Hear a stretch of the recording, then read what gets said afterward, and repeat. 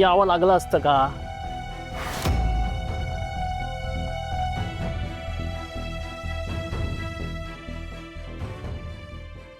हा अविनाश ना असाच आहे. आयुष्यात त्याने काही केलं नाही आणि आता स्वतःबरोबर बायको पोरांसकट कुटुंबालाही रस्त्यावरती आणलं.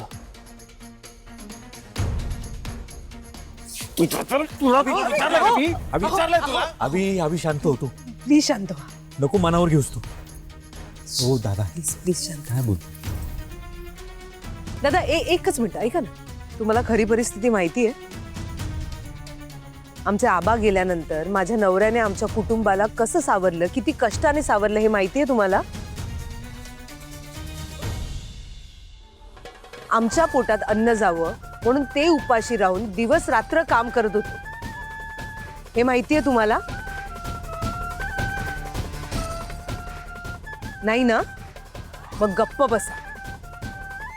आम्हाला धीर देता येत नसेल ना तर घरी जा. इथे थांबून माझ्या नवऱ्याला वाकडं तिकडे बोललं तर मी नाही सहन करणार. जाऊ दे ना. बघितलं, सून असावी तर अशी.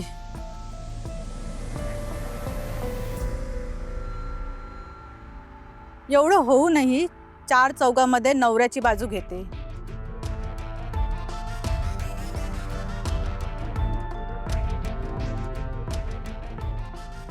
हो, तिला आहे ना त्यांच्याच घरात किंमत नाहीये.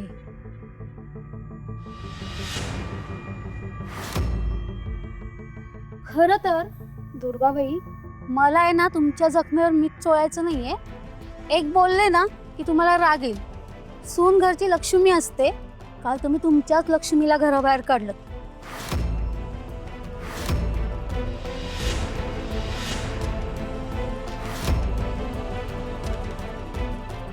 आणि तुमच्या लक्ष्मीचा अपमान केला म्हणून तर तुमच्यावर ही वेळ आली.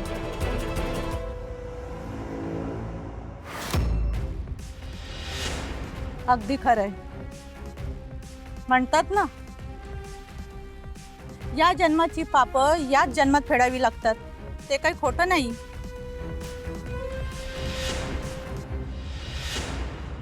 आणि हा अविनाश आणि त्याची आई अनुला सारखा त्रास देत असतात.